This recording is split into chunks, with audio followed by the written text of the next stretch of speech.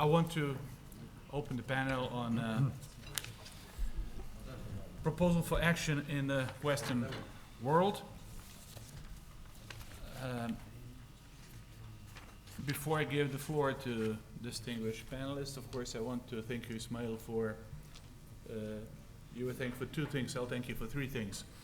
First thing is to inviting us. Second thing is, just like all of us are thanking you for really putting such an important topic and such a distinguished group of people together. And of course, third thing, I want to thank you for really being able to re-engineer overall event so we finish today. That was probably, if we can manage this task, then we can manage every task. That such a group of people can be re-engineered and rescheduled the way we were, thanks to your leadership. First, I want to start with reminding ourselves that about a year ago, at that time, Secretary General offered to Security Council, later on to General Assembly, a plan for action to prevent violent extremism. That was the first document of such a kind, which was consisting of very clear recommendations, about 70 recommendations about what to do, how the member states would act, and how international community in general should coordinate themselves. At the same time, I won't name the distinguished colleague, former Prime Minister, one EU country, who, when he was asked about what should be done, confronted the migrant crisis and the things that we're talking about right now, and growing populism in European Union, I don't know, was he kidding, but he said, you don't have to tell us what we should do. We know what we should do. Only thing we don't know is how to be re-elected after we do what we should do.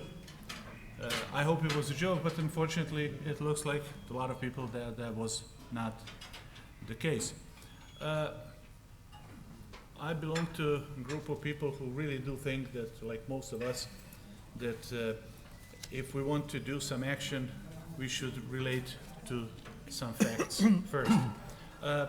This morning it was mentioned a very interesting report called Global Terrorism Index report that is giving us a very good picture about where we are at. I just want to remind, for introductory purposes, of a few elements of that report. First one is saying that, basically speaking, the death toll from terrorism decreased by 10% in last year compared to the previous one, which was very interesting and good sign. But at the same time, death toll, there was about 29,376 in last year, was significantly smaller due to the decrease of 5,556 less deaths in Iraq and Nigeria, which leads us to the conclusion that actually the overall death toll was significantly smaller due to the fact that in those two countries we had decrease of almost over 15% of overall death toll. In OECD member countries, deaths from terrorism dramatically increased in last year, rising by literally 650% compared to the previous year. 21 out of 34 OECD countries experienced at least one terrorist attack, with the majority of deaths occurring in Turkey and France. Interesting thing is that ISIL or Daesh affiliated groups undertook attacks in 28 countries, which is a significantly bigger number of countries the previous year were, if I can say only, but only compared to 28, 13 countries. So ISIL became more global, more international, if we can put it that way. when we speak about the trends, because this morning I think Hisham El-Sharif, he gave a very interesting question which we were not so much answering to, but I mean, what will happen in 5 or 10 years from now, and especially if we can draw some conclusions how 5 or 10 years ago the things looked like. If you look last 10 years, 98% of all deaths from terrorism in the US have resulted from attacks carried out by lone actors, which is a little bit different than some prejudices are. ISIL foreign fighters who have gone to Syria generally have higher level of education but low incomes when you look at them, which is giving us some ideas about who are the people over there. So people who feel disprivileged, people who feel left alone, but with relatively high education. Of course, one of the maybe most important conclusions from that report, and I want to put it on the table, is that there are two factors that are identified as closely associated with terrorist attacks. First one is political violence committed by state in a variety of the ways, saying that 92% of terrorist attacks over the last 25 years occurred in the countries where state-sponsored political violence was widespread. That's point number one. And point number two, existence of broader armed conflict has a key relevance. 88% of occurred deaths were in the countries involved in violent conflicts in different ways. Not only this report, but everything that we said so far was going in the direction that if we want to search to some kind of comprehensive approach and plan of action, especially in the Western world, we have to be aware of the main drivers of what we are trying to tackle. And all those today's discussions and even reports that I'm referring to are talking about division, exclusion, inequality, discrimination, and basically speaking, attack on dignity or lack of dignity of the people as the 5 major driving forces. Some surveys are very precise and saying that if we want to look at the poverty and unemployment as a root cause of these violent extremist acts, then we are going in the wrong direction. Of course, inequality and economic disprivilege is fertile ground for it, but the root cause is again division, exclusion, inequality, discrimination, and attack on dignity. In that sense, I think that few, and I'm just putting that on the table as a beginning, there are few elements of what we could call comprehensive approach for it. First one is something which we call constant fight for inclusive and shared societies and societies which we live in. And especially when we talk about West, and if we take Europe as a, let's say, major pillar of Western world, hope that it is. Obviously, today's Europe has a problem in sense of really sticking to the values that European Union was from Monnet and Schuman made on, which is unity and diversity. The moment that Europe was confronted with a little bit more diversity than it was used to be, Europe started having a problem. And it looks like for the beginning, I almost made a tip fella, and I made a very lapsus linguae by saying that we are talking about action for Western Balkan. I was looking at Boris, and then I said, maybe action for Western Balkans, but based on our experience, and especially what is happening today in Balkan is just something that we can learn. We learned the lessons, very painful lessons after 25 years, that there is no alternative for living together, united in diversities and institutional way. So, inclusive and shared society is first element of what action should be about. Legitimacy and good governance. It's self-evident that out of all those major countries which are having violent extremism on their soil, are the countries in which legitimacy and good governance is significantly missing. The third element is long-term prevention. long-term prevention is something which is easiest way to say, hardest thing to do. A fifth element, engaging with and empowering young people. Fifth element, and I think there's enormous room opportunity to talk about, is technology. Technology, and there were a lot of discussions in let's say, over dinner last night, over lunch today, on the breaks, about technology. We had very interesting discussions bilaterally and in small groups about the role of technology, because technology can be tool for good and tool for evil. The question is, and more than ever before, this interconnected world, the world with artificial intelligence going in unknown directions, is something that is creating a completely different environment. And obviously the people who are preventing violent extremism are people who are very good in technology. Maybe they don't have official universities, official centers of excellence, but they do really master new technologies much better than, let's say, more organized people. And last but not least, education and skill development. When I say education and skill development, I'm talking about establishing the paradigm in which education is education for three paths. First one is usual education, education for skills. And second path is a little bit higher level of education, about the knowledge. Not only skills, but knowledge in a broader context. But the third element of education is education that today is not so much about, which is education about character, which is education about the values.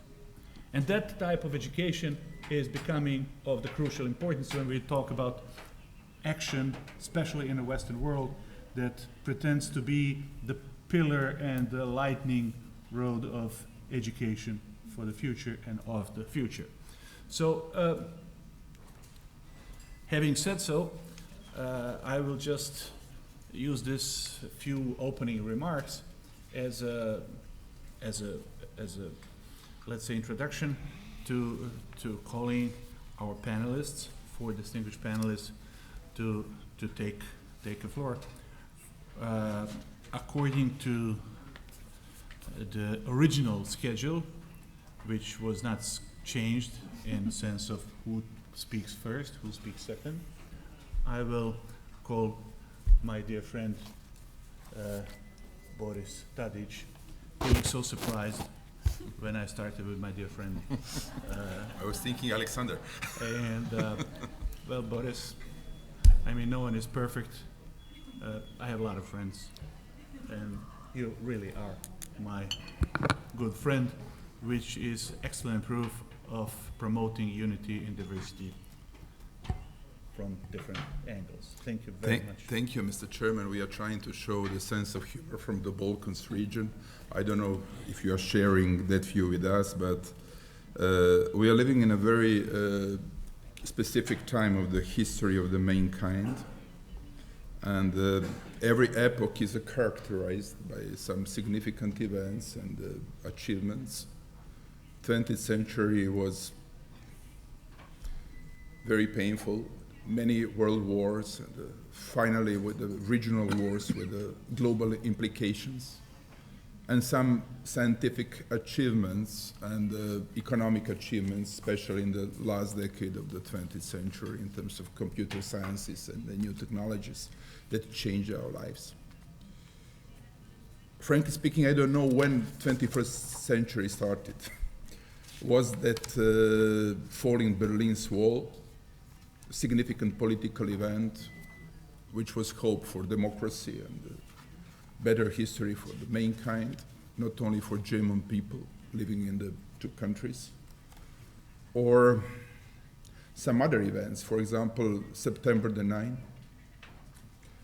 or an incompetence of the main Western countries, United States, to be only one superpower after September the 9th, challenging all other countries and trying to intervene even without permission of United Nations Security Council in some countries with a very bad implication even today, or incompetence of the Western world to handle all problems of Islamic State today, or to find solution for democracy today in the context of new technology and social networks.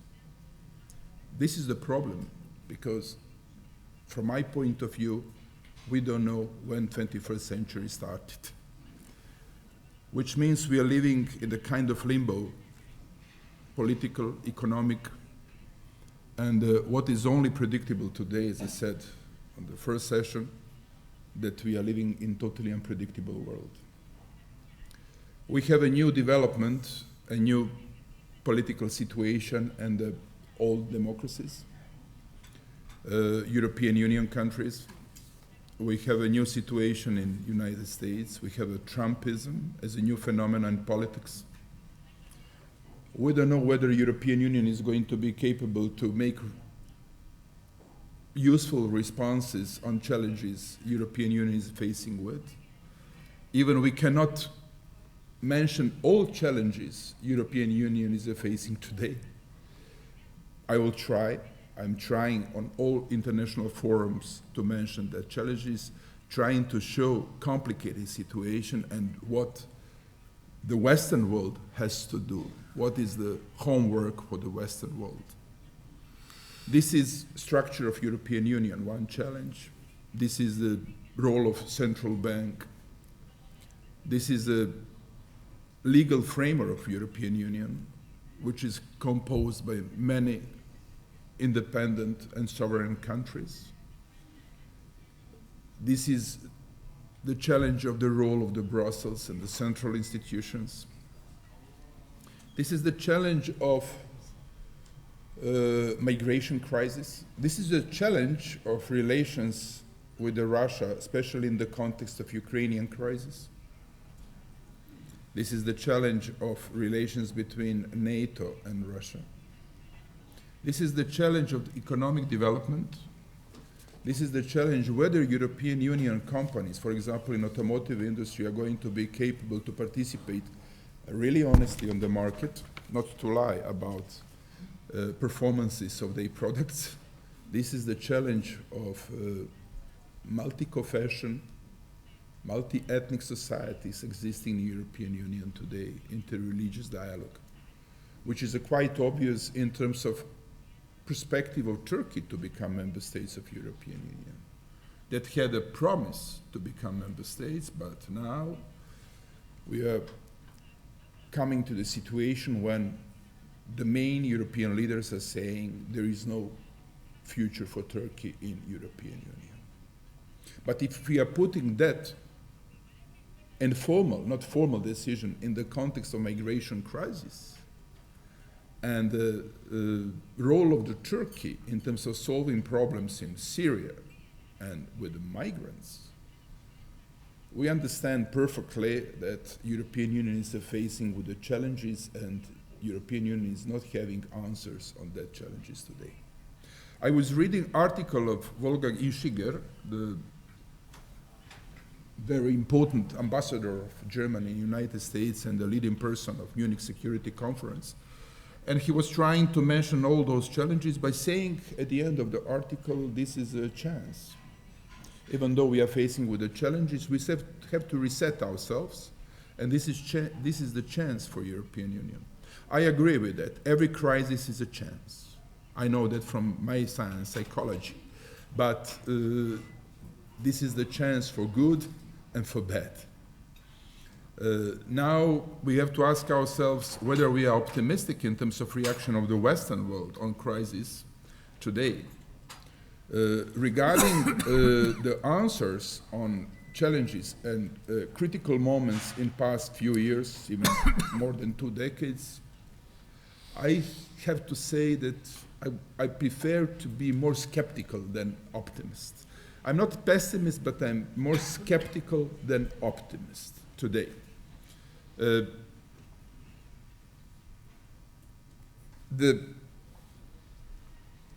idea of this panel is a proposal for action. Frankly speaking, I don't know what to propose as an action plan for Western countries, especially in the context of lack of competencies to make really significant and useful answers until today in the very, very difficult crisis. There is no leadership in European Union like it was at the end of the 19th century. The format of the leaders is changing. The format of the leaders is somehow under influence of the new technologies in political communication, social networks, rising power of the media sector, journalists that are collecting more power than politics and democratically elected people, which means politicians are following dictates of medias and multinational companies that are having more influence on media than democratically elected people, representatives of the citizens. This is lack of trusting between citizens and the ordinary people and politicians. This is very easy to attack on politicians, and this is the way how day by day politics and politicians are losing credibility. At the same time, the pressure is on politicians that are losing credibility. This is controversy. They cannot solve problems, they cannot make answers, they cannot go ahead with the courage and the vision and the wisdom without having credibility.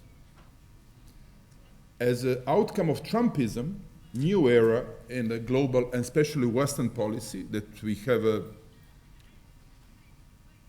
we have an implication of Trumpism even before inauguration of Donald Trump in European Union countries. We have many, many populists on the power in European Union today, from the north towards the south. In my region, we are fooled by populists today.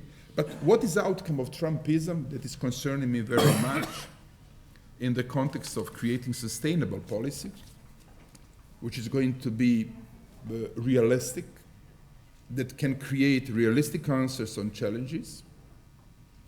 Nowadays, this is the selection of the people in the Trump's cabinet today. Only generals and business people. Some of us has been talking and commenting the fact that Trump came on the power, on the top of his agenda was the idea of anti-establishment policy. But to bring 5 billionaires in the cabinet in the context of anti-establishment policy, this is looking very specifically. I am not saying this is not looking very naive, but this is not looking as a truth. And this is not this is new context of reality, promises, and the capability of politicians to solve problems. Now, I'm analyzing, I'm watching, I'm carefully following what European Union leaders, they are also part of the Western community, are doing after Donald Trump's victory. They are under shock. They don't know what to do. They don't know how to react. They're waiting. There is no action. There is no action plan of European Union today. They are waiting what is going to be real policy of Donald Trump. Some of them are very happy because NATO has been sending tanks in some Baltic countries and Poland in the context of new conflict between Russia and NATO. But nobody is aware about real politics of Donald Trump regarding Russia and Vladimir Vladimirovich Putin. We'll see what is going to be that outcome. European Union leaders are under shock. They are waiting. No action. But in politics, we can learn someone who is waiting is going to pay very high price. And I'm afraid that European Union is going to pay very high price at the end of this process and procedures. What the other interlocutor is doing right now, what is his plan? I think that Putin is planning to participate in new Yalta Forum. Yalta, in which is going to participate Donald Trump and himself, and maybe not representative of European Union, but Xi Jinping as a president of China. That is New Yalta Forum in the context of interests of Russia.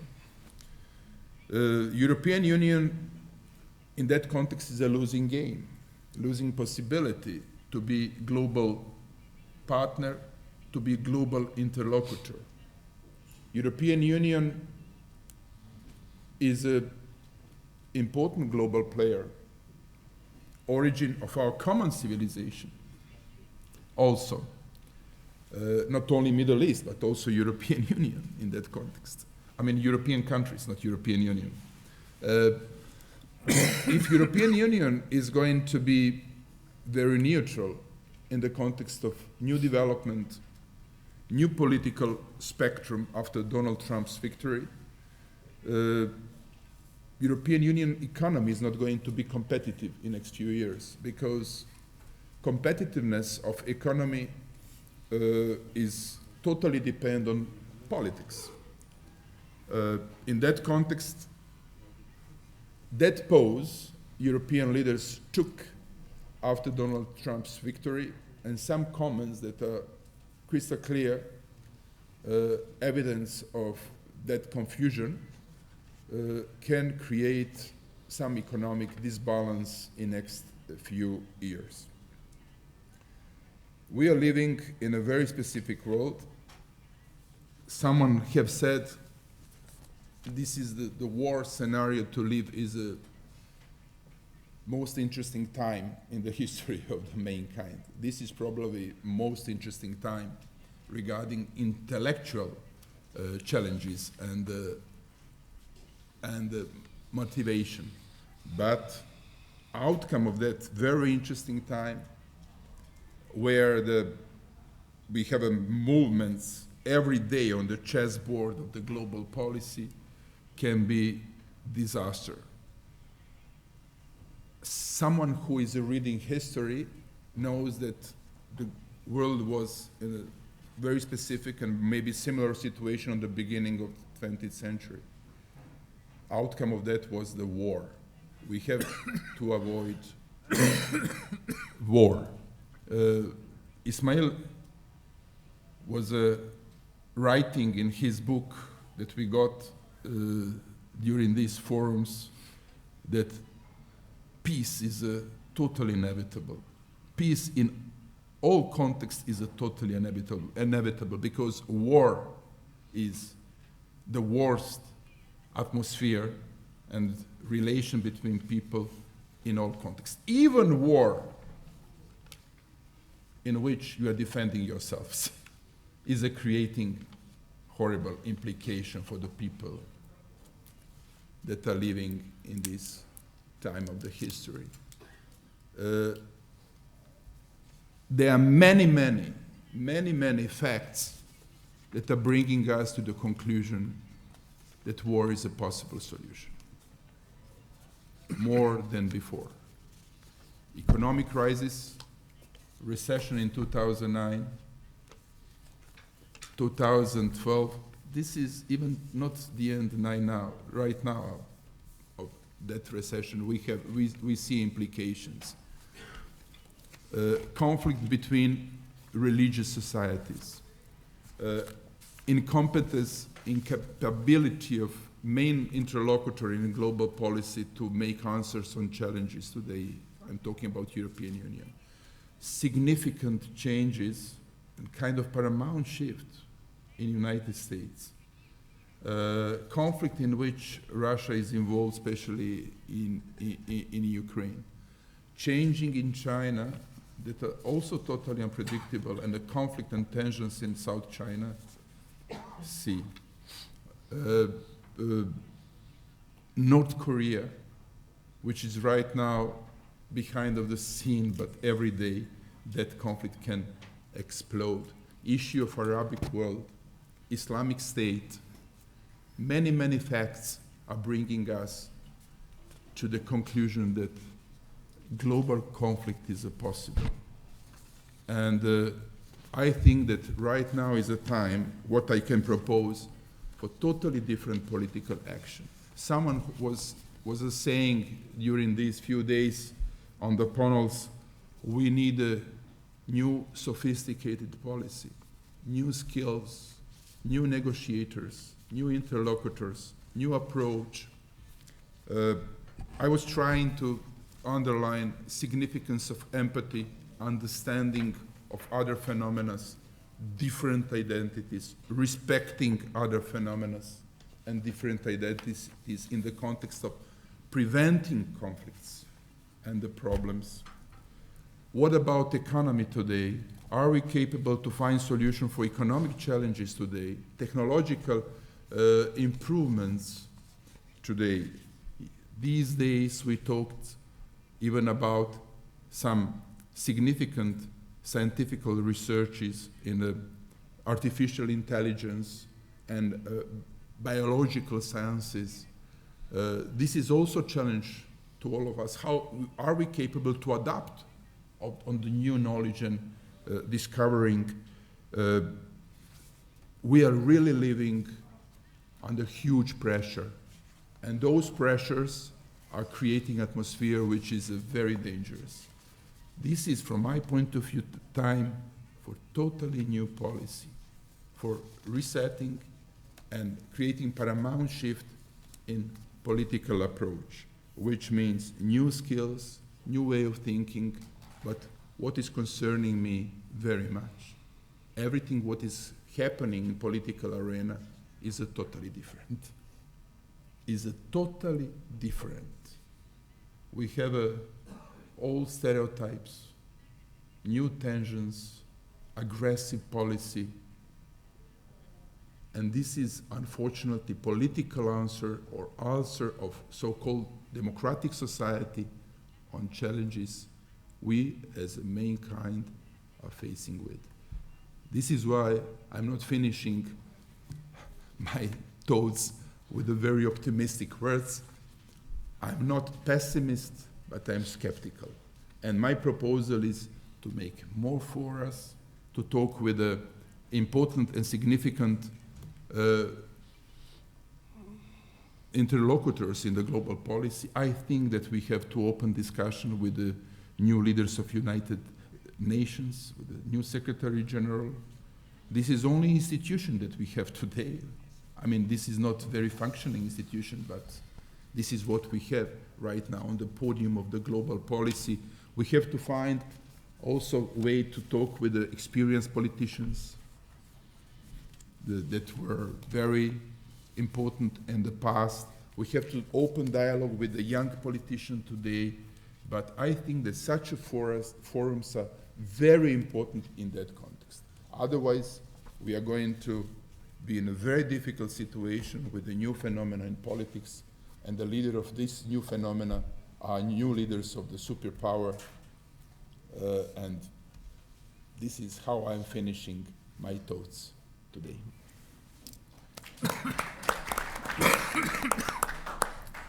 Thank you, Boris. Eka, please, could you take the floor?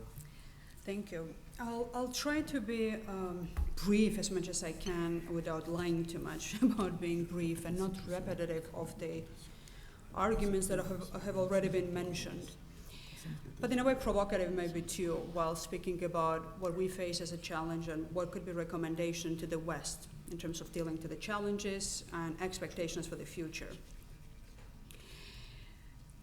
I think that it's normal when speaking about the future and challenges of the future, unpredictability of it, that we sound skeptical or pessimistic, and then there is a lot of unknowns that we could mention what could happen in the future and how much we are well apt to deal with that. But if you think of it, it's very normal with the scale and depth of the changes that we're facing. It's not small changes that we're experiencing. I've mentioned in a couple of other occasions as well, and I believe in it, that we face tectonic changes that are really multidimensional. It's not just politics, not just economics. It basically relates to every aspect of the social fabric in every communities around the globe, relating to the culture, to demography, to everything that binds us in local communities, but in a global community too. And there are many reasons why it is happening, but it's not primarily related with geopolitics, I believe. Geopolitics are more continuation of something that is deeper than that. And in a way, technological advances and then breakthroughs, the way of changing of the way of life, that we are just beginning to experience the taste of it, is something really big that changes streams that go to the politics, to the economy, and to the future of the social fabric of the humanity. We are at the beginning of the process of what the civilizational framework will look like in the future, not only in just 21st century. I believe that there will be many other centuries for the human race rather than just the 21st century we live in at the beginning of it now. But the main question is, so in a way it's a good news, there's nothing abnormal in it. We've been at different phases of the history as the human race, at different tectonic changes, which were actually worse than this one, frankly. And we are much better equipped with not only the skills and intellectual capacities, but the degree of humanity, I believe, as well, to deal with the change and challenge of that type. But the bad side of the story is that we're still denying it in a way. If we listen to ourselves at many occasions, in our homes, abroad, we still have this nostalgia for the predictability of the past few decades. We want to retain this challenge as if by clinging to it, there will be no change of the type that is coming. But it's already in the process. There is no need to deny it. We just have to embrace this so that we lead the process, shape the future, rather than follow it from the reactionary point of view, because every change is ultimately shaped by somebody, someone, not by the chaos. And there are many stakeholders in the global world that could be very well willing and perhaps preparing quite well as well to lead the change of this type. And I don't mean only Russia as a Georgian in that way to pinpoint of what could be the forces that could be leading the change of that type. So what we need to be doing now, how we need to be better preparing ourselves for the change of that type. And I think one of the few things that we have to begin with in the Western world, and I'm very proud to say we when we speak about the Western world, because Western world frequently does not recognize Georgia to be part of it. And that's a problem of the Western world too, because in a way it's the exclusivity of the club that the EU has developed as if it is a monopoly holder of what the Western civilization is, for that matter, in terms of institutional belonging to the EU, rather than what the West stands for in terms of either transatlantic community or the shared values that we all belong to, if we aspire to, and then how we own the diversity and the unity even without institutional belonging to the EU, for that matter. So as part of the West in that case, as a representative of Georgia, I would say that part of the thing is to start to reclaim authenticity, in a good sense of that, something that populists have stolen for the good politicians, a good economist, or whoever is a decision maker, opinion maker, would want it to claim to be representing. Authentic policy maker, decision maker, politician. Somebody who believes in something, acts upon the beliefs or shared values, and has the guts, frankly, to be more strategic rather than tactical and then tied to the electoral cycles of the type that most of the politicians of our days are tied to, because the action that is needed now for the future is anything but tactical. Some of the structural reforms that are required in every segment of our social life is painful, will not be popular in the beginning as much as I can believe in it, but then absolutely needed for us to be competitive in the new world, and even more so to be in the position of shaping the new world rather than either suffering from it or just following what will be the new trends that could emerge out of it. And then the main division in the future, as much as I can see, will not be between poor and rich and the inequality of this type, but states or the societies who will either embrace the change that is coming and who will not even follow it and will suffer and be victimized ultimately by the forces of the change. And even more so between the countries who will lead the change and those who, again, not follow the change. And not to be very abstract, what I mean by the change and then the future, and I have to admit I'm a lawyer, I'm not a science state, I don't know anything in biotechnology, quantum computing, in the artificial intelligence, anything that fascinates now the younger generations and my generation too, obviously. But by instinct, I feel that the change which comes with the breakthroughs of that type, especially in biotechnology, I would say, not only in artificial intelligence, it just will change the way not only we live, We do business, we work, we create jobs, and we interact culturally even with each other. It's already happening, but it's just the beginning of it. So in that regard, for us to be able to shape the future, we have to understand what is the type of the future we have to prepare our future generations. Is our education adequate at all? And you've mentioned elements of that already in your introduction. What are the professions, not only professions per se, or the skills that we teach to them, but the way of thinking?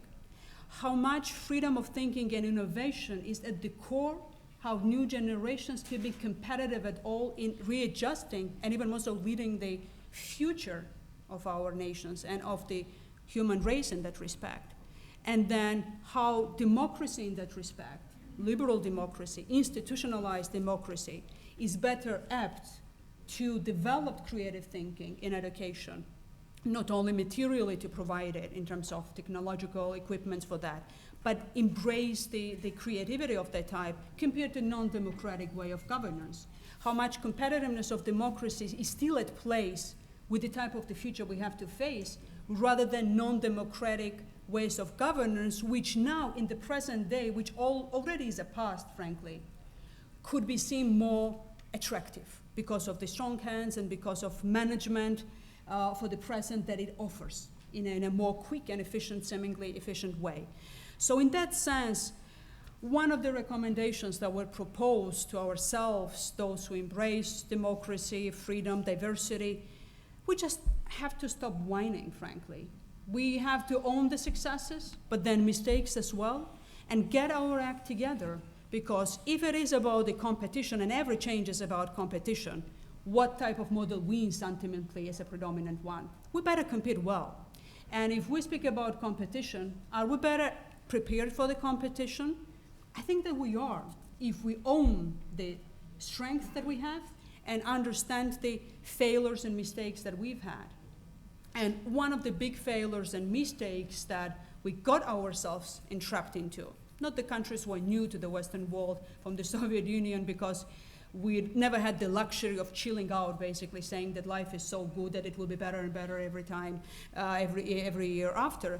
But West got indulged in more or less double life and lost the edge of competitiveness with that, because it became a bit of a free rider with this understanding that life is more or less self-assured, it's stable, and it will be better and better every other decade in front of us. That's not the reality. That was misperception, and I guess the West needs to get over it. It's a competitive world. It needs to be competitive. For that, there needs to be competitive edge when it comes with the way how economies are run, how the bureaucracy is debureaucratized, how the real tangible ties between the populations and then the political elites is re-emerging again, so that the politicians are the ones who actually represent real people rather than themselves in many ways, because politics shall not be just a profession. Politics needs to be representative of the will of the people and responding to the needs of the society while bearing the compass, which is a value and ethics type of the compass for the societies, to enable it to be visionary for the future. And that's the type of the politicians that we miss around the world right now and in the West as well. So that's a common challenge, I guess, that we all face. And it's not just a generational issue, because I would imagine that representatives of the older generation could be even better apt at this point to lead on that, rather than very young generations who grew up in the times when ideology, values, ethics were not that much talked about. There was no buzz about it, so they still have to learn about it in a way. So owning the change in a way that we lead and are competitive and not self-depreciative in a way is one of the key aspects to me. And when we speak about the populism, post-truth type of the environment, it's a reality. There is no reality that we can recreate when the freedom of this speech is a guarantor for good marketplace for the ideas, real information, truthful facts. There will be actors that will distort facts, that will troll us whenever we come out with issues that we are committed to. But then we don't have to employ the same means that they do employ, but then we have to be much more aggressive too. We don't have to be ashamed to speak out when we are assured that there are ideas and values that need to be defended, But we have to be honest, frankly, not in a Trumpist type of the way, but then honest with our own people. And that is essential for us to reestablish the ties and reclaim the authenticity. We have to be honest with the people that the economy will not grow as much as we were told before that it will grow. Simple facts. If any country's GDP would just grow by 5%, it will take just 14 years, as much as I'm aware of, for that to double in terms of economic growth ultimately. And even more so if it is less. So there will be no game-changing miracles in the economy, but we have to be honest with the way what we are doing to make it better and how openness is a better way of treating it rather than closeness. And I guess Germany is a good example for that, and I'm finishing with that because Germany is very much related with the immigration-related issues right now. The recent information is very optimistic for Germany. They have the biggest in 5 years degree of and scale of economic growth. It exceeded every expectation in terms of the economic growth, and part of that is related with the public expenditures related to the assistance to the immigrants that have entered the country. So openness to the immigration, large scale of that, was not an obstacle to economic growth of Germany, which in itself was proved to be prudent. They have the third year of the surpluses in terms of budgetary income, which they again promised to use not in a populistic way, but with the prudency and conservatism in economic sort of policies. So openness, boldness in terms of embracing the change for the future, reestablishing the moral high ground of what the West stands for, and then be really bold in terms of structural changes, not only in the economy, but education. Without that, our future generations will be lost in disillusionment, non-inclusiveness, and there will be no edge of competitiveness that we will have. And ultimately, that's the type of security that we speak about, which is a sustainable security, not just only hard security, but not just soft security either, because soft security was overrated too. We have to understand that security is encompassing all aspects of it, soft security, hard security, and then economy as well. And I believe that democracies are in a better position to compete in this competitive world right now, and then to offer once again in the future, not just to the Western countries, but as the socially responsible component of the global community, better, more prosperous, and more secure future, which is ultimately more inclusive, more socially responsible, and more sustainable for the new challenges that will emerge in the 22nd century, I believe so, and in the centuries to follow, which will be again big, again tectonic, but then we should be, our race should be ready to tackle with those, I hope, in the future as well. Thank you, and I'm sorry if I was too long. Thank you. Now, Alex, obviously. Thank you, The best Mr. introduction Chairman. is just Alex. Thank you very much. First of all, I would like just to express how privileged I feel to be a member of this panel and generally, of course, of this conference. I'm particularly happy that it takes place here in Egypt, in Cairo, and not because, probably as everybody have thought, that it belongs to the area, to the region, which is most closely associated nowadays with the problems that we are discussing. Quite the opposite. I'm happy to be there because this land, Egypt, I'm historian by background, in my knowledge, has been the origin space, birth place of the spirit of freedom and democracy, which started its journey all over the world maybe 6,000 years ago. And I would want also to thank Ismail and Ravshan for organizing and commend them for organizing this forum. I'm not a politician, therefore I am free from certain commitments to political correctness. I think that the issue we are talking is extremely important, but the words in which the issue is wrapped, I mean, democratic security, is so sweet, the combination. but at the same time so misleading, because we compare different, we just put together uncomparable elements, because democracy is the fact. I mean, whether you have democracy or you don't have democracy, it's a fact which can be, let me say, determined. While security is a perception, peace is a fact, and security is a perception, and that means that this notion is judgmental. For one person, security will be enough. For the other, it's not enough. And even I will give you a very clear example of that. The chances of losing the life for a Westerner during the air flight accident are much higher than the chances of being a victim of terrorist attack in Europe. And therefore, we, the people from the West or from Europe, have taken the flights to come here to discuss terrorism. So this is judgmental. And that's why I want to put another question. What are the origins of feeling of insecurity in the West today? Well, clearly the examples are multiplying every year, and Zlatko has given a very compelling, let me say, figures regarding that. I understand it comes from the annual World Index of Terrorism published every year.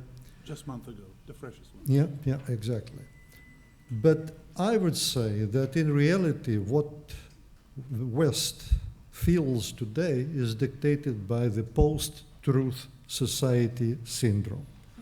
I don't know if you have noticed, just in December, last December, the Oxford Dictionary announced a new word, a new term as the winner of the year, and it was post-truth, and it's the word of the 2016. According to the dictionary definition, the word is an adjective defined as relating to or denoting circumstances in which objective facts are less influential in shaping public opinion than appeals to emotion and personal beliefs. For me, as a scholar, the sum of facts is always more important than the sum of fears. Deriving from the same source as Zlatko mentioned, but referring to the 15 years, excluding 9/11, the West accounts for 0.5% of all deaths due to terrorist attacks. 70% of these deaths are associated with so-called lone wolf attacks. And out of these attacks, of lone wolf attacks, 80% are right-wing nationalist, anti-government, political extremism. So I'm saying that not in a dismissive manner. And for me, of course, it doesn't matter that the majority of it matters, because every life, whether it's lost in Europe, in Egypt, Turkey, or Syria, is irreplaceable loss. But at the same time, since we are talking about the West, I cannot just avoid saying that 40 years ago, incidents of terrorism were more common than today in Europe. But unfortunately, or maybe fortunately, social media creates such a situation that panic spreads very fast. And velocity, of course, is accelerated by the brutality, visible and intent brutality of Daesh and ISIS, what we watch on YouTube. Failure, at the same time, the failure of terrorist prevention in Europe feeds Islamophobia. it raises now, it goes to unprecedented heights. And sometimes it's even ridiculous. Recently, I've read a report that one Russian tourist traveling in one of the European airports triggered anti-terrorist alarm and action simply by sitting at the bar in the international airport, and he saw that his wife was passing by, and since his wife's name was Allah, he simply shouted, "Allah, I am in the bar." And thus he sent all the customers of the bar on the floor immediately, because phonetically in Russian, it sounds very close to the sacred words which exist in every monotheistic religion. Allahu Akbar means God is great. And people praying God, Christians, in Arabic, they use the same word, absolutely the same. So this is just an example. But it gives me a clear vision that we cannot beat terror until we understand why it happens. And the reasons, in my judgment, are far from being just political. And therefore, I am afraid it will not be possible to cure this disease by political measures, only by political. They quote three main reasons: political, religious, and psychosocial. In my judgment, both three do not hold water. The problem is existential today. Political.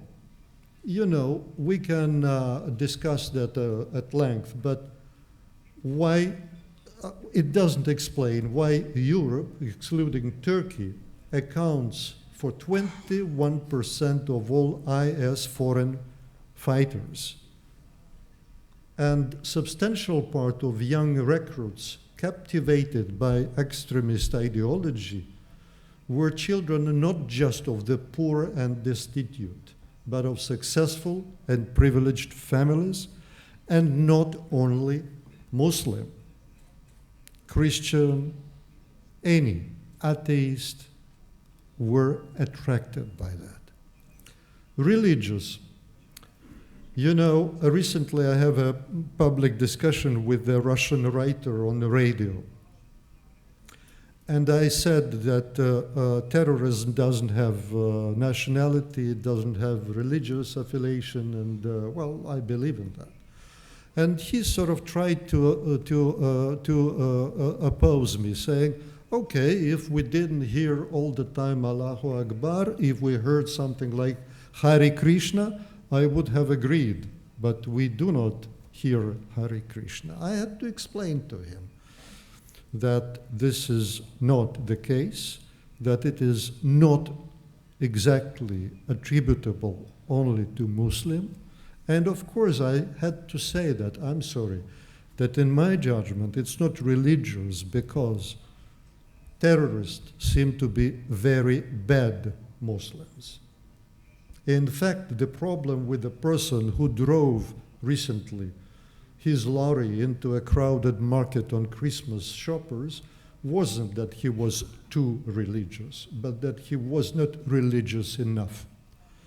It was the action of a half-believer, the sort of thing done by someone who does not so much believe in God, but rather believes in the efficacy of human power exercised on God's behalf, as if God needed his help. Rowan Williams, writer, once put it, for the person who resorts to random killing in order to promote the honor of God, it is clear that God is not to be trusted. God is too weak to look after his own honor, and we are the strong ones who must step in to help him, such as the underlying blasphemy at work. But at the same time, the standard narrative the governments of the West employ today are the so-called extremism, and namely that the problem with the religious terrorists is that they are too religious. The implication of the theologically illiterate prevention strategy is that if religious people were a bit less religious, they would have been a lot less dangerous. We forget also the famous saying of Jonathan Swift: we have just enough religion to make us hate, but not enough to make us love one another. And if we will apply the current Western approach to the religions and Islam as a religion, we must say that all of them, Moses, Jesus, and Muhammad, were all religious extremists because they trusted in God over their instincts. And the shorthand for all this is exactly Allahu Akbar, a phrase that terrorists will never understand or reconcile with. I remember the book Hannah Arendt, she published roughly 50 years ago a book which is called Eichmann in Jerusalem, and there is a subtitle, famous subtitle to this book, The Banality of Evil. Today, I am afraid that what we have is associated more with the banality of good. What is being good today when you live in the West? It means you abide by the law, you pay your taxes, and you separate the garbage. And that means that you are a good person. The border is not in reality between cultures, Islamic and modern European or Christian, whatever you call it, but between soteriological cultures and hedonistic ones that exist inside both Islamic world and European. And I hope, though we are quite sort of, there are very few young people in that audience, but I think that you will agree with me that when we were young, we were rebellious in different ways, but we were rebellious. ISIS today mobilizes this resentment into militant rebellion against the status quo. What we face is not some sort of sectarianism, not radicalization of Islam, but using the word of French philosopher Alain Berton, it's Islamization of radicalism, which is taking place today. The same Hannah Arendt once used the term worldlessness to define those conditions where a person does not belong to a world in which they matter as human beings. And I think I've read a very important paragraph in Ismail's book that we have received. For youth, there is also the attractiveness of the cause, the idea to devote oneself to something larger than oneself, larger than life itself, to argue for sacrifice, for the greater good, is reinforced in all records.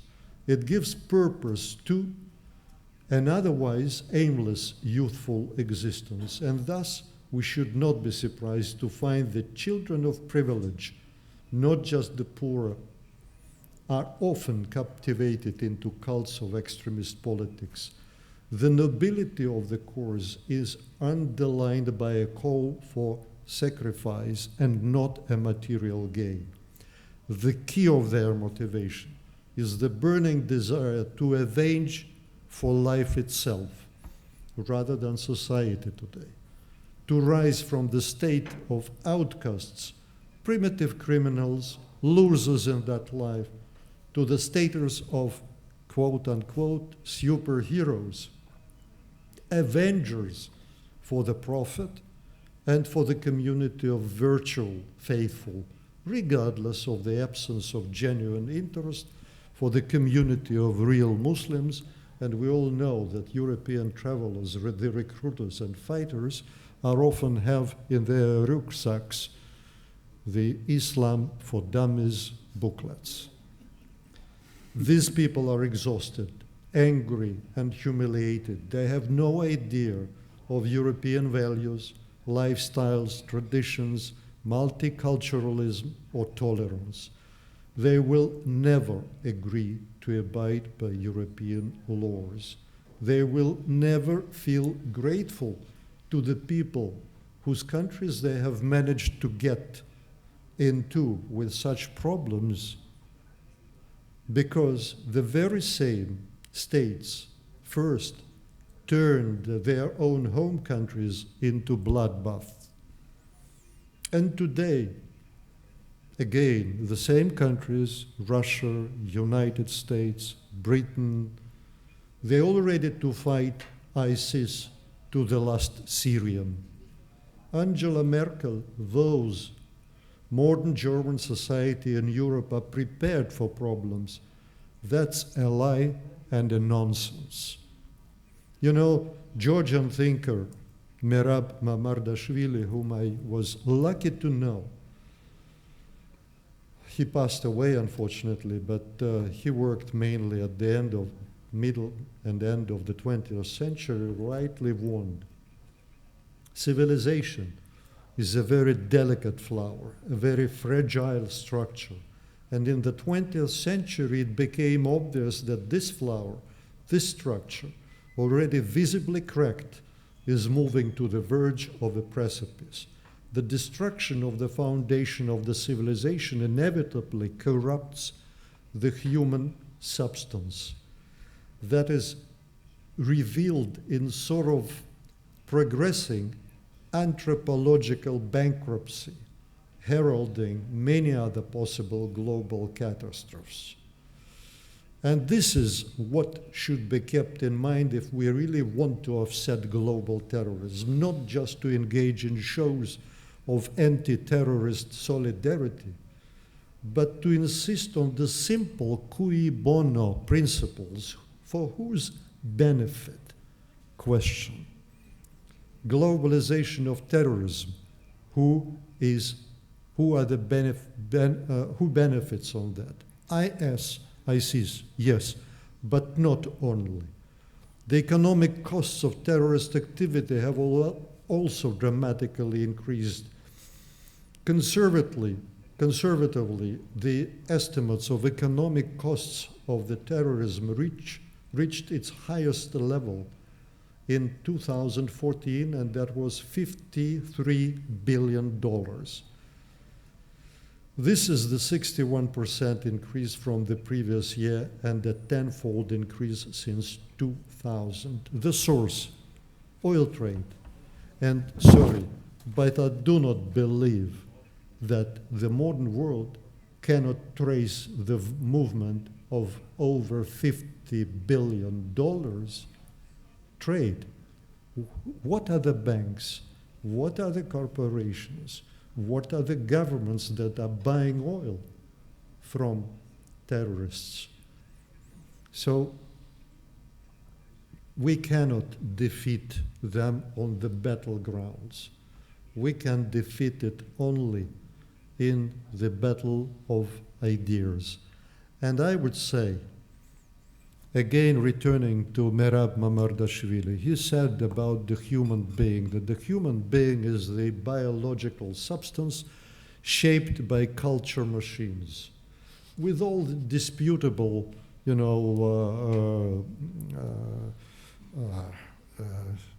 potential of this notion, I think that in the essence, he is right. We are the production of the culture machines, religion, education, science, many other things. And we have to apply new culture machines. What my friend Boris said, that we knew absolutely new mentality and new approaches. And we need it not only to offset global terrorism, But in order to keep our identity, I mean the European identity.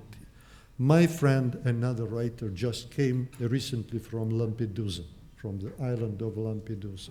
And he told me about a person who himself invested his money to save the refugees. And he said, when I was a kid, 12 years, I was drowning in the sea.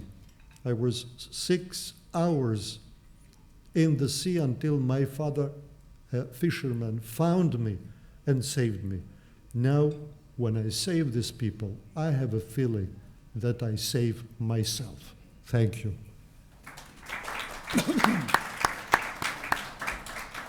Well, thank you, Alexander. Now, Mr. President Valdez, please take the floor. Thank you very much, Mr. Chairman. It's a great privilege to be here and of course to be a part of such a distinguished panel. I have the privilege to be the last speaker, so I can make some conclusions of what I've heard yesterday and today. The first is about the fight against terrorism, and of course it's the most important goal today. It seems to be the most important goal. And there's a fear that the fight against terrorism may destroy democratic systems. But it's not so, to my mind, because there was a question about the human rights, the violation of human rights for the sake of protecting us from the terrorists. I would say that is a little bit exaggerated. If we talked about the freedom of speech, freedom of assembly, right to petitions, right to organize, and I must say these rights are not violated anytime. And even in a very safe society, in a very democratic country, these rights are restricted if you start to talk about violence, hate, and destruction of the democratic system of the state. So there are already some restrictions to the human rights in any democratic country. It's a little bit different with the privacy, because we guarantee the right to the privacy of the private life, the secret of the private life. And what's the situation here? Of course, it's more or less good at the homes and our offices. But we look at the internet, we are all using emails, and that's our private correspondence. And anybody can hack it. So we are not protected, neither by the governments and neither by the people who just do that. But if you go to the internet, you understand that there's no privacy at all, because all what you do on the internet, all your thoughts on the internet, all what you write on the internet, all the sites you visit on the internet can be really traced by anybody who wants to do that. Now about the finances. Of course, nobody is interested in average person's bank accounts, and which collect some, few thousands of euros or dollars or whatever other currency. But what I am surprised is that the banks don't act against the terrorist transfers, because they are in billions and they come from definite sender to definite receiver. And to my mind, it's, if we had the WikiLeaks on politics and we have a WikiLeaks or other leaks on Panama lawyers, now's the time for leaks from the banks. They will change the attitude, because banks all make their profit on trust and reputation.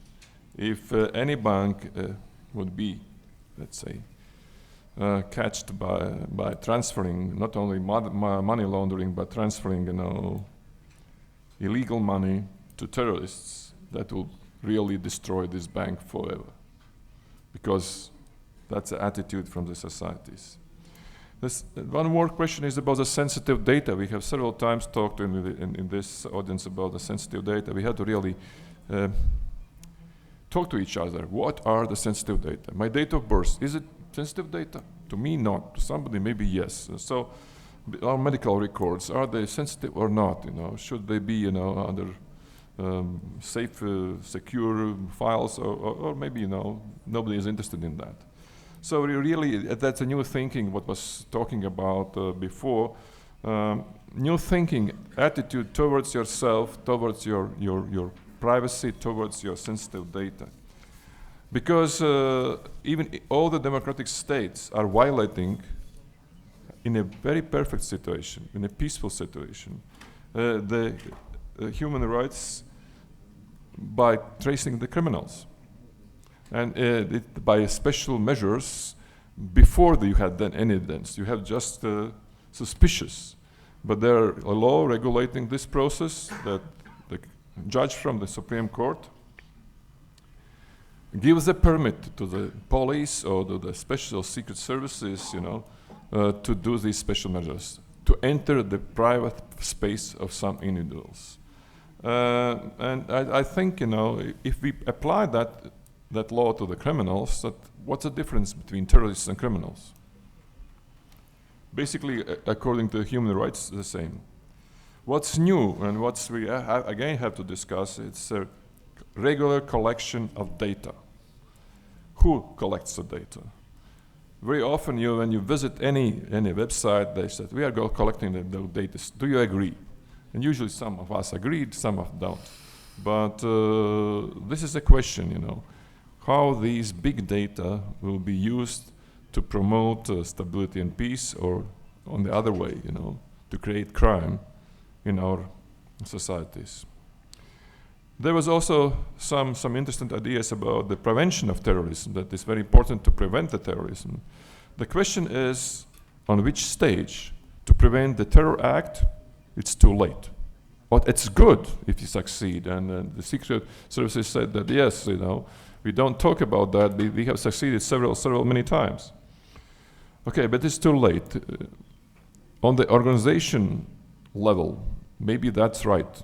It's much more effective, You don't allow the terrorist organizations to burn, to spray their thoughts around the world, It's much better. But as I mentioned here before, the most fundamental prevention is do something against ideology. Because being a terrorism, it's an ideology. And people have different political opinions. And there are two ways how to really prove them. The first one is a political group with an idea. They want to prove this idea.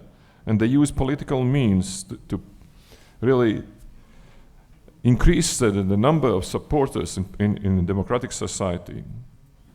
And there is also a terrorist group that say, we will do that by much quicker, by violent methods. And there's a real difference between these two ways of just promoting their own ideas. But in the democratic society, there are some preconditions to be successful in their political struggle. At first, you have to respect the rule of law. Otherwise, if you don't do that, you will never have fair elections. And even if you don't have fair elections, there will be very often a situation then the losers don't accept the results of elections. And that means they don't accept and respect the national state. But in the case of terrorist group, some people really, I understand, by different personal, psychosocial reasons, enjoy to be a terrorist. And because it's the ideology of protester. They protest against everything, against any order, and they don't care of which kind. Now there were a few words about the populism. And there was said that populism and terrorism are the threats to democracy. I don't agree. Populism is a part of democracy. Terrorism is not a part of democracy. It's something that really is a threat to democracy. And I'll say that's a situation that we have now in Europe, that the ruling politicians very often are are telling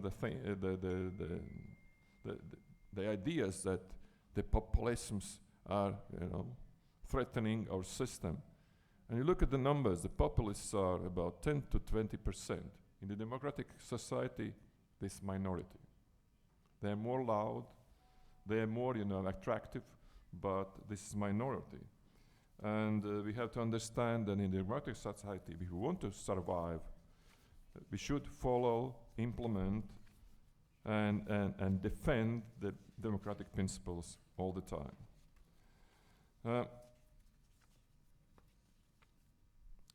What we can do? There was already mentioned that we need a new approach, a new philosophy. And I would say, more detailed, we need a new language of politicians, a new ways of communication with the societies.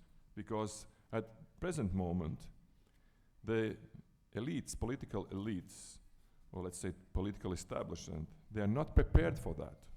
They are not prepared to fight populism, which is a normal thing in a democratic society. It's just a different opinion. So I will see the similarities when politicians were not prepared at the real-time news. And we have a period of when the real-time news damaged a lot of establishments, political establishments and governmental establishments, just because they decrease the level of trust from the society to capability of these institutions to tackle the problems. But we have to understand that we have been used to the cyclic processes in politics. So, right wing, left wing, yeah, Democrats, Republicans, Labour Party, Conservative Party, and so on, so on. I said, that's a swing, that's good. The populist and pragmatic swings are the same things, and the populists are much closer to the even if they claim to be far right, they're much more to the socialists than to the conservatives. And what will maybe the end point of these processes? We have to understand that populists may lead to the socialist society or even a fascist society. And that's a threat. Not that they are just being in the parliament on having 20% of the votes in the parliament. Why it is so? I think we have to understand that we always were talking about the middle class, and if middle class is happy, and everybody is happy, and the state is stable, the things are different. I think we have to measure the welfare of the city and the stability of the country or the state by the welfare level of the lower class. Because the big gap between those who are very rich and those who are very poor is so big that it creates a lot of problems. Because the middle class will just like the political system to be fair, but the lower class just needs us to fight the poverty, and that's all. And I have to be shorter. Okay, not too much. Why we are here and why we are happy here in this room? Because we come here to look at each other, to listen to each other, and afterwards look at ourselves. And if somebody says this is a problem or a challenge of the Western world, and this is the problem or the challenge of the Muslim world, I don't agree. All the problems and all the challenges must be discussed in audiences like that as common problems and common challenges. Otherwise, we try to fix one side and to fix another side, and then we afterwards find out that they don't fit each other. That's true. And about the perceptions, and I really like this nice Alexander's thought about peace is fact, security is a perception. Very good, very good. I take it back home with me. Because we have false perceptions. And false perceptions lead to false stereotypes. False stereotypes lead to mistakes or misunderstandings. And these lead to false decisions and false actions, and afterward we are all in a big trouble. So we should not underestimate that the wrong expectations, and I'll use the example of refugees. All the refugees had false expectations what they will get in Europe, and how successful will be their life, or let's say integration in European society. And the European Union had false expectations that they are capable to make these people happy in a short time. And sometimes we use big data and we use statistics, but even on some case reports I can say there are differences, great differences, and these people who leave their countries, they must know where they are going and what are the conditions and what we are there, let's say, public interference with others in the countries they're going. And of course, everybody in Europe misunderstood and was a wrong expectation that all are war refugees. It turned out there are a lot of migrants just for better life. So, and we have to talk to each other very openly. And I remember the year 2007, and the illegal immigration was already there.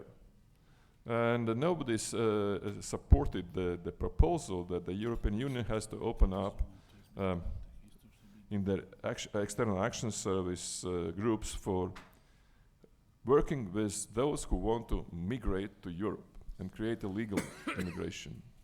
Now we have to understand that we have to do it right now. Later, but we cannot just rely on the illegal immigration and with all the problems which come out of that. So I have to conclude. Muslim societies in the European Union.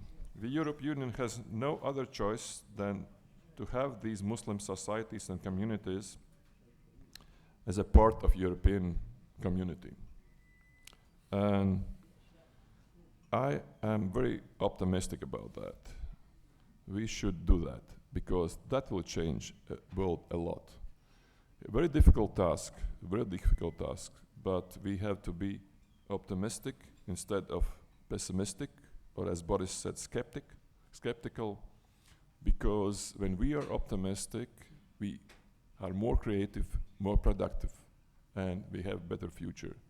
What I wish to everybody here in this room, optimism, action, and not to have any wrong expectations. Let's talk to each other every day and have expectations we will meet with happiness and proud.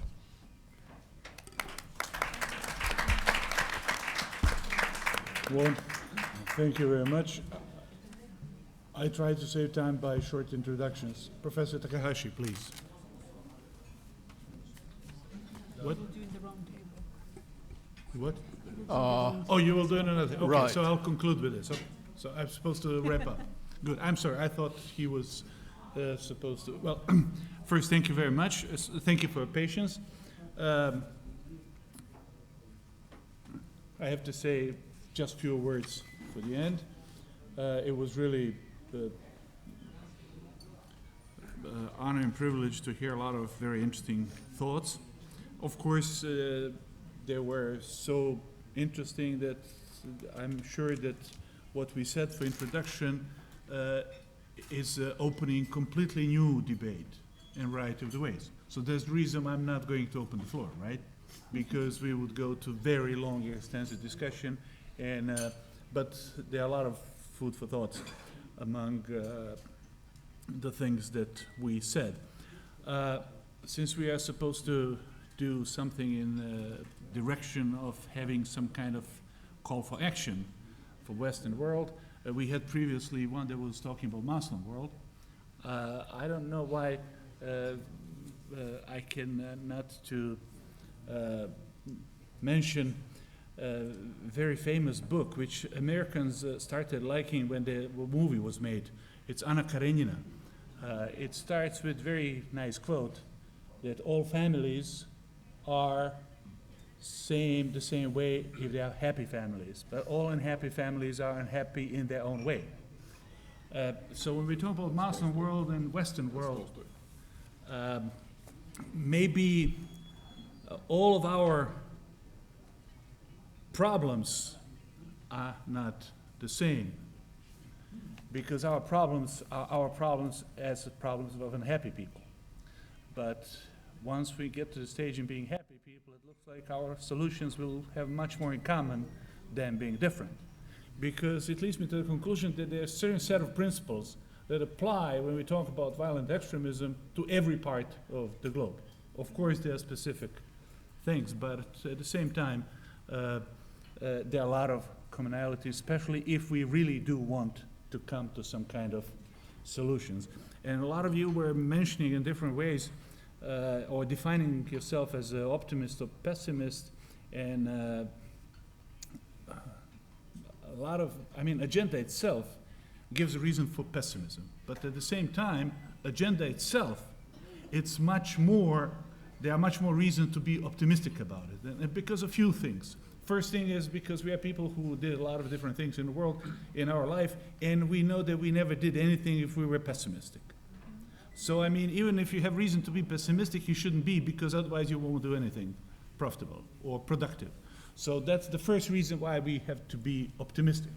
And second reason is, because we share so many thoughts that we have reason to be optimistic, because after all, we are seeing the things in the right way. And first step to having and coming to some kind of solution is to be aware of the problem. And it looks like we are really crystallizing the problems in a very similar way, regardless of the fact how different they look like. Three principles which I think that are very common for every solution when we are getting to the solution is prevention is the first principle. Because there's nothing cheaper than prevention. There's nothing more expensive than the post-mortem talking about the problem. Second principle is we should go back a little bit more to the values and put the interests a little bit behind in that order, because there's so much, if we want to be united, it's much easier to be united over values than to be united over interests, because more of us want to be united, less chance to be united over interests, because more of us have much more interests. But the values that we share are something that is very common, and it can be very productive. Of course, Ismail, last time when I quoted the golden rule of all religions, you pointed me out to the golden rule of bankers. Just for you who were not familiar with our small discussion, I was referring that if we talk about the values, the first step in having common values is come to the golden rule of every religion, which is don't do to others what you don't want them to do to yourself. And Ismail told me the golden rule of bankers as the ones who have a goal, they make rules. Right. So it looks that after all, we should go back to the golden rule of religions, because it looks like the world is tempted to be much more ruled today by the golden rule of bankers. And of course, they are very necessary, as a people, of course, but at the same time, we should sometimes go back to something which is, after all, more productive, because it won't lead us too far. And third principle is definitely something which we spoke from different perspectives, is inclusiveness of all stakeholders. I was a few months ago in one very interesting gathering in Brussels. They were talking about similar thing. And I met a guy who was introduced in a panel with me, Hanif Kadir, CEO of Active Change Foundation. The guy lives in London. But this is just title as usual, Hanif Kadir, CEO of Active Change Foundation, NGO.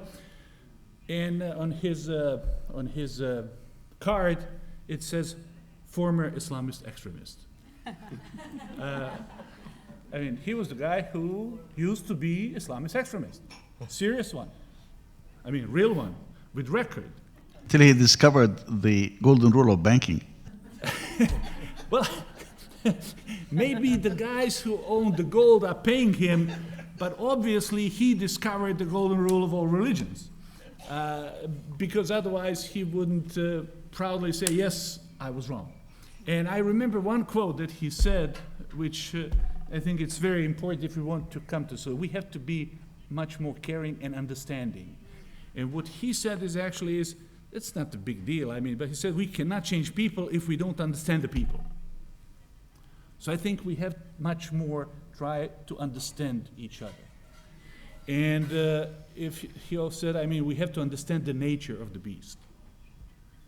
So, I mean, even if we don't like the people who want to change, first we have to understand them, because otherwise we won't be able to do it. Especially if we are saying, if we believe that our ideas are better than their ideas, and if we know that we can beat them only by beating their ideas, then we have to be ready to understand them, because they don't have to understand us because they are not like us.